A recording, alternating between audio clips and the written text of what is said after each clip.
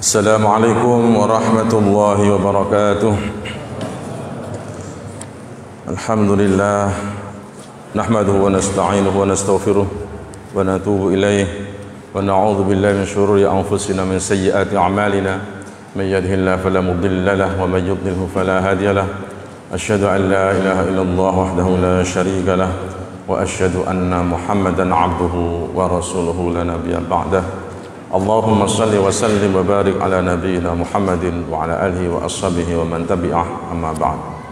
Hadirin jamaah Masjid Al-Ihsan yang dirahmati Allah, minggu lalu saya telah menyampaikan tentang kewajiban zakat dan bagaimana ancaman Allah bagi orang-orang yang tidak mau membayar zakat, yaitu ancamannya adalah neraka untuk di akhirat nanti. Dan di dunia ada ancaman pula. Di antaranya ancaman Allah yang disebutkan di dalam hadis Nabi itu, orang-orang yang enggan membayar zakat akan ditimpakan kepada mereka kelaparan dan kekeringan. Hadirin rahimakumullah, mungkin kita akan berpikir beda. Pekalongan banyak air, apa mungkin terjadi kekeringan? Kira-kira mungkin tidak, Pak?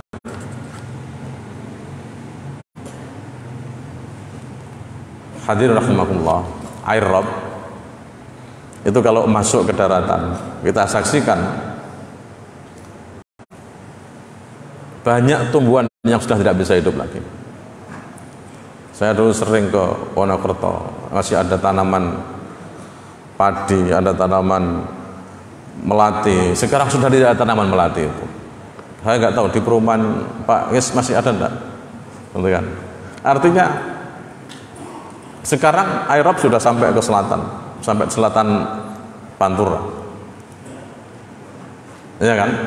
Artinya ketika itu terjadi terus-menerus seperti itu, tidak menutup kemungkinan kemudian pohon-pohon sudah mati semuanya.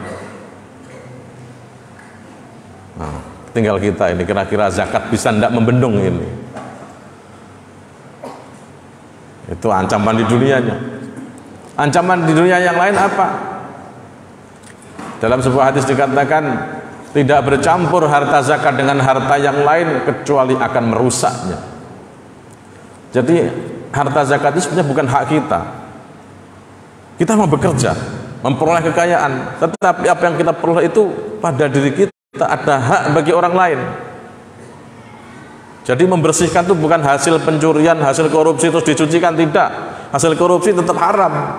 Mau dizakati 10 kali tetap haram. Tetapi pada pekerjaan kita, apa yang kita peroleh itu ada hak bagi orang lain. Hakum ma'lum lis-sa'ili wal mahrum. Hak yang sudah ditentukan, yaitu zakat. Bagi siapa? Orang yang meminta-minta, yang nggak punya dan dia meminta-minta keliling, Pak Kaji, zakatnya Pak Kaji. Atau juga orang yang tidak mau minta-minta, dia di rumah padahal dia sungguhnya adalah orang yang sangat membutuhkan. Karena apa? Menjaga ifahnya, menjaga harga dirinya, dia nggak mau keliling-keliling. Nah, ada hak pada diri kita, harta kita untuk orang-orang itu. Nah, ketika tidak dikeluarkan, kemudian bercampur dengan kekayaan kita yang lain, kira-kira yang dizakati kan cuma 2,5%, ya Pak ya. Sementara yang lain kan masih 97,2%, ya Pak ya. Masih banyak yang tidak dikeluarkan untuk zakatnya. Tetapi ketika harta yang seharusnya kita keluarkan tidak dikeluarkan, justru akan merusak kekayaan yang lain. Ya, anggap saja misalnya ada air susu 1 gentong, tapi kemudian kena tetes susu sedikit yang sudah rusak, maka dia akan merusak susu yang lain itu. Begitulah perumpamaan harta zakat ketika dia tidak dibayarkan atau tidak dikeluarkan zakatnya. Karena itu hadirin rahimakumullah, melalui mimbar yang mulia ini saya mengajak kepada seluruh kaum muslimin untuk membayarkan zakat. Dan apa saja harta yang dizakati itu? Kalau Quran menyebut ada 2. Nanti ada selain harta zakatun nafs itu tersendiri, tapi ada 2. Ya ayyuhalladzina amanu anfiqu min thayyibati ma kasabtum wa mimma akhrajna lakum minal ard. Ada dua. Apa itu? Anfiqu min thayyibati ma kasabtum, yaitu hasil usaha yang baik-baik. Kalau pada masa Nabi dicontohkan perdagangan, peternakan, ya Pak. Tapi sekarang hasil usaha yang baik itu kan berkembang sangat luar biasa. Ada notaris, ada lagi apa Pak? Pengacara, terus dokter, konsultan, arsitek, ya Pak ya. Jadi sudah banyak. Apakah mereka tidak berzakat?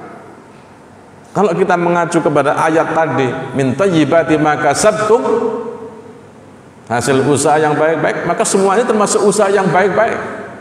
Kalau usaha yang jelek-jelek tidak usah. Hasil jual khamr tidak usah dizakati, dimakan sendiri, ya kan?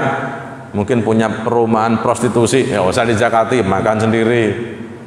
Tapi yang baik-baik ini, itu min thayyibati ma kasabtum wa mimma akhrajna lakum minal ard.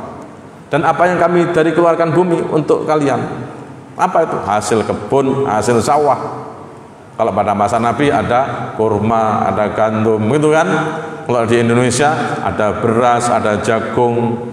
Dulu ada orang yang apa? Zaman kuno makannya metro Pak ya, tahu?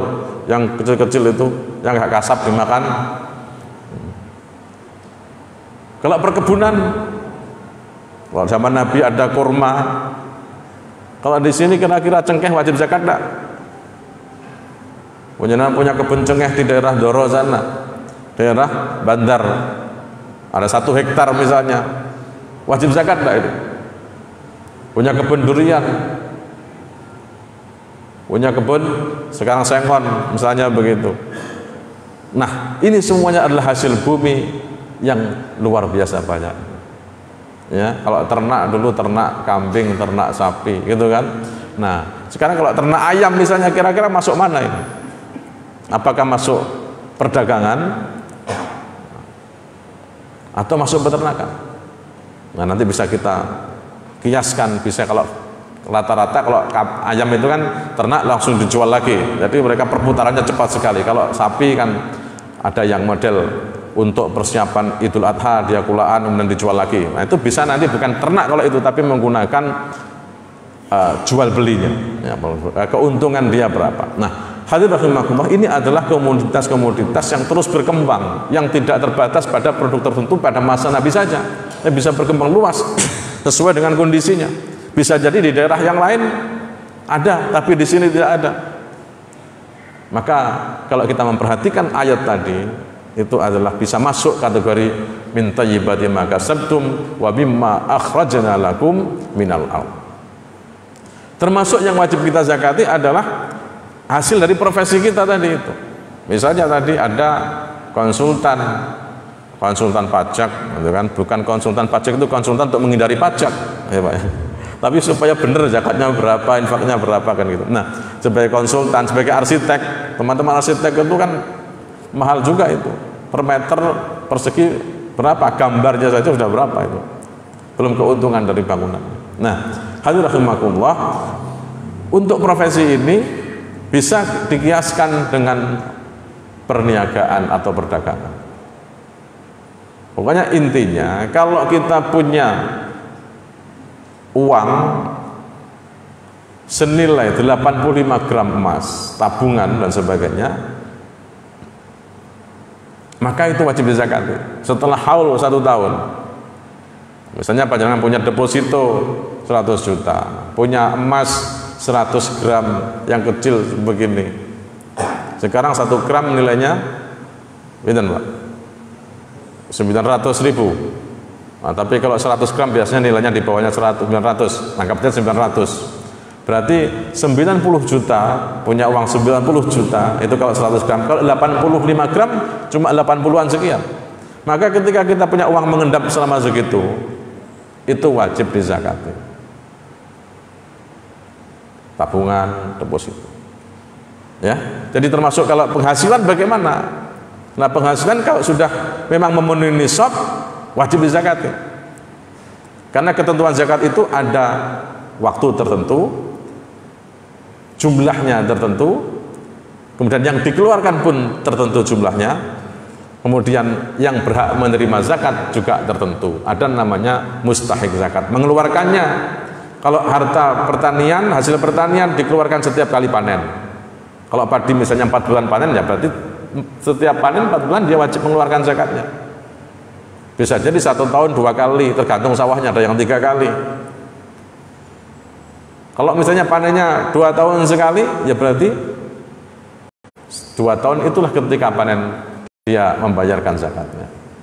Tetapi kalau yang perdagangan tadi kita menggunakan haul 1 tahun, misalnya 1 tahun kemarin pas Ramadan kita keluarkan zakatnya, sekarang keluar lagi, maka kita keluarkan zakatnya. Nah, kalau profesi, hadirin rahimakumullah, setelah dikurangi kebutuhan pokok, ingat kebutuhan pokok bukan kebutuhan semaunya sendiri.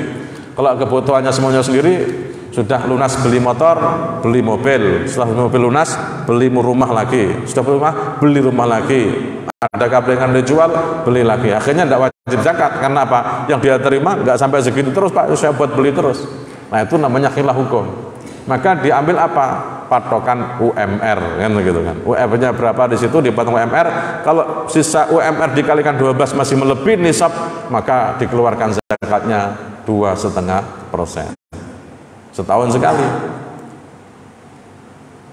Tapi kalau kemudian kita mau takjil tiap bulan juga boleh. Ada riwayat itu yang membolehkan untuk mentakjil karena sudah jelas penghasilannya. Tapi kalau perdagangan kan 1 tahun sekali, masih dihitung nanti keuntungan. Tapi kalau yang sudah penghasilannya ini bisa dihitung, nah itu bisa ditakjil pembayarannya supaya tidak terasa berat. Nah, hadirin rahimakumullah, maka pada kesempatan yang berbahagia saya ingatkan kembali supaya ini mumpung di bulan Ramadan, kalau ini sebagai jenengan haulnya selalu supaya mudah diingat. Kok Ramadan tahun lalu, Ramadan sekarang bayar lagi, Ramadan tahun lalu, sekarang bayar lagi. Itu supaya mudah mengingat. Maka dihitung semuanya, kekayaannya, punya kos-kosan, punya rumah, punya kaplingan yang niatnya investasi. Ya, kalau rumah tidak wajib dizakati, emas yang dipakai tidak wajib dizakati. Tetapi ketika emas itu lebih dari yang dia tidak pakai, maka wajib dizakati. Kaplingan, kalau saya simpan uang 100 juta, besok turun nilainya. Tapi kalau saya berikan tanah, harganya 100 juta, setahun kemudian sudah naik bisa jadi 200 juta. Bisa lagi lebih lagi. Lihat status tanahnya, posisinya di mana. Maka yang seperti ini pun, karena berarti dia niatnya investasi, maka juga wajib zakat. Demikian hadirin rahimakumullah. Assalamualaikum warahmatullahi wabarakatuh.